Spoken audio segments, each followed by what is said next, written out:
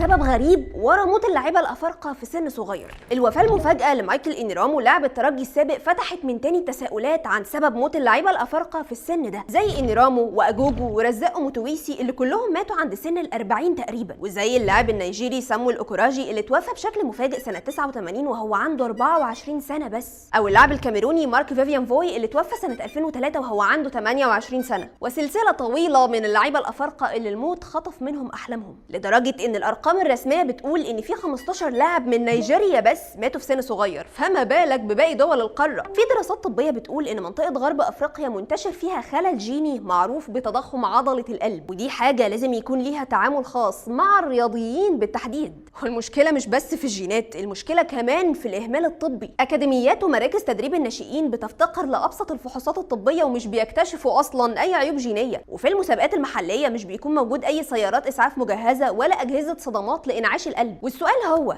لحد امتى قاره افريقيا هتفضل على الحال ده؟ ولحد امتى اللاعيبه الافارقه هيروحوا ضحيه الاهمال والفساد؟